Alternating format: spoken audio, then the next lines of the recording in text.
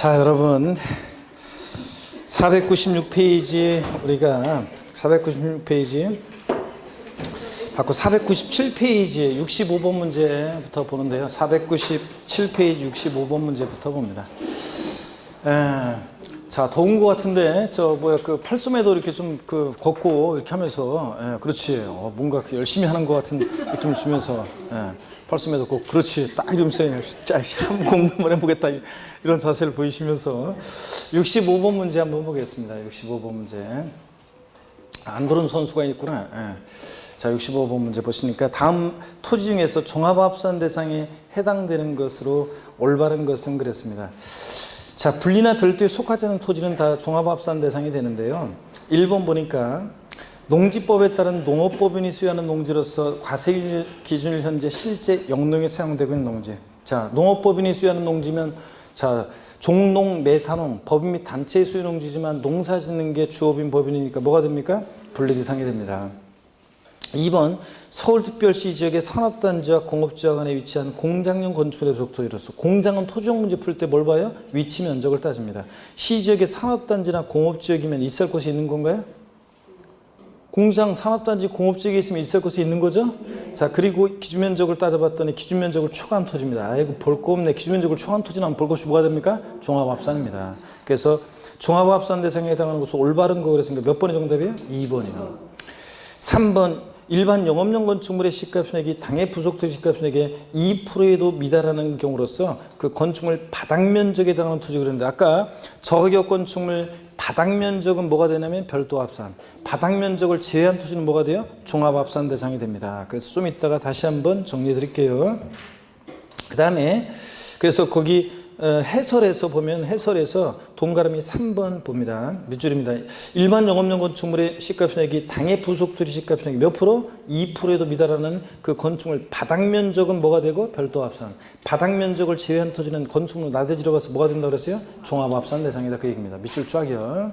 그래서 저격 건축물 나오면 바닥면적을 물어보는지 바닥면적을 제외한 토지를 물어보는지 이걸 주의하셔야 돼요. 그래서 이 3번은 바닥면적이니까 별도합산입니다.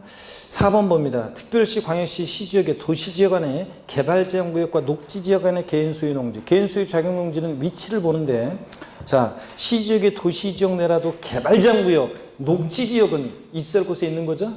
그잖아요. 개발제한구역, 녹지지역 있을 곳에 있으니까 뭐가 돼? 분리. 얘는 분리고. 5번 일반 영업용 건축물의 부속 토지로서 건축물 바닥 면적의 용도 지역에 따른 적용비를 곱해서 산정한 면적 이내의 토지. 일반 건축물의 부속 토지는 자, 면적만 보는데 기준 면적 이내라는 얘기죠. 그러니까 뭐가 돼요? 별도합산입니다.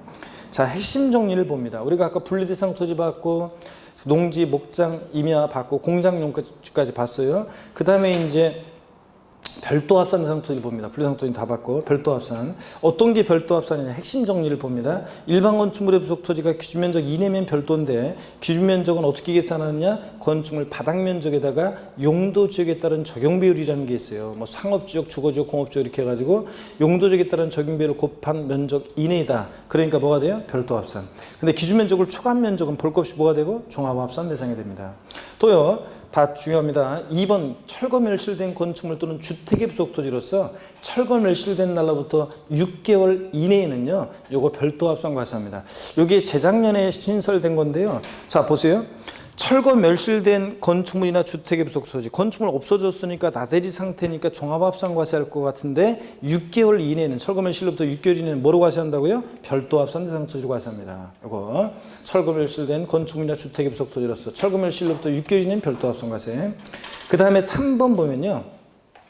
별도합산 대상 의제 토지라는 게 있어요. 자, 뭐냐면 엄청 많아요. 기본소에 보면 나중에 이제 보면 별도합산 대상 의제 토지.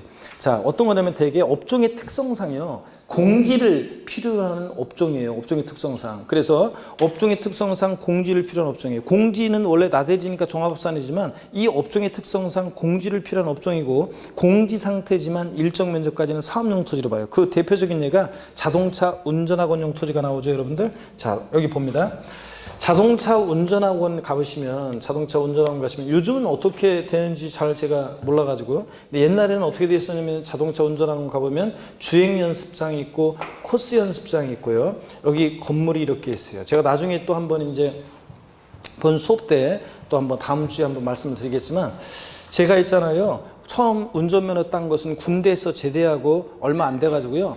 제가 군대 가기 전에는 운전면허 없었고요. 그 군대 제대하고서 얼마 안 있다가 운전면허, 저희 동네 운전면허 학원에 운전면허 따라 갔어요. 그랬더니 여기 그 사무실 갔더니 있잖아요. 사무실 갔더니 여기 사무실이고 여기 강의실이라고 이더라고요. 그런데 여기 사무실 갔더니 이 접수하는 여직원이 저희 동네 여자 후배였어요. 그래서 얘가 여상 나와가지고 아마 여기서 저 접수하는 직원으로 여기 취업했다고 한부터 모르고요. 어렸을 때 살았던 동네 여자 후배였는데, 그래가지고 본 지 오래됐었는데 얘가 나를 딱 보더니 어머 오빠 웬일이냐 그러면서 굉장히 뭐 반갑게 나를 맞아주더라고요. 그러면서 얘가 이제 저한테 뭐 커피도 빼다 주고 그러면서 시설도 안내해주고 막 이렇게 하면서 굉장히 이제 저 운전 가르쳐 주실 강사분도 소개하면서 동네 아는 오빠라고 하면서 잘 가르쳐 달라고 이렇게 얘기도 하고 그러더라고요. 그래서 제가 첫날 접수하고 오면서 역시 아는 사람이 있으니까 한국 사회에서는 역시 인맥이 최고다.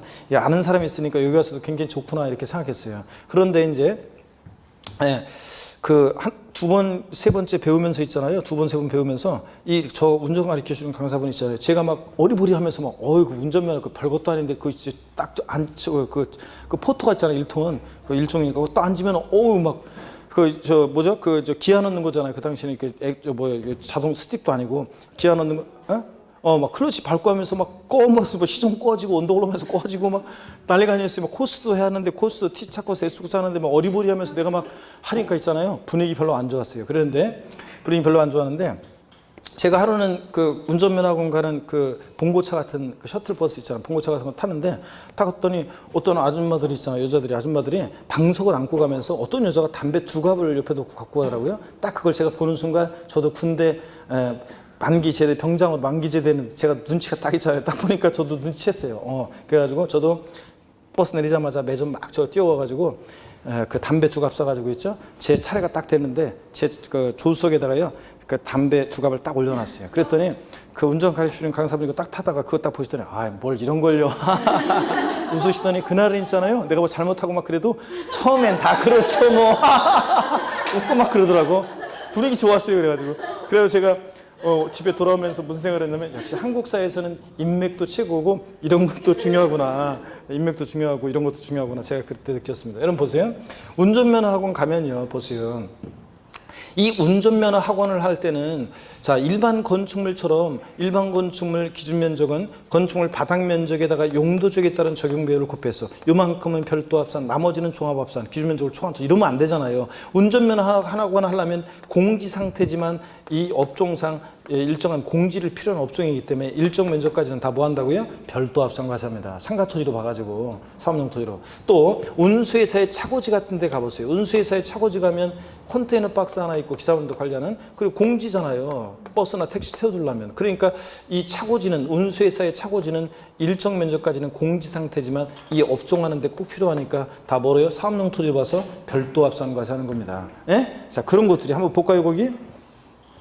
보니까 자동차 운전학원용 토지, 업종을 상상을 해보세요. 머릿속에. 운수회사의 차고용 토지, 또 장사 등에 관한 법률에 따른 법인묘지용 토지, 무슨 공원묘지 같은 거예요. 이거 다 돈 받고 몇 쓰는 거잖아요. 공지상태죠. 회원제 골프장이 아닌 골프장용 토지 중 원형이 보존되는 임야, 뭐 이런 등등해서. 나중에 보면, 저 보세요. 나중에 보면 기본세 보면 뭐 엄청 많이 나와 있는데 시험에서는 막 그 중에 하나씩 뽑아서 내요. 깔아놔요, 지문에. 어떤 것들이냐면,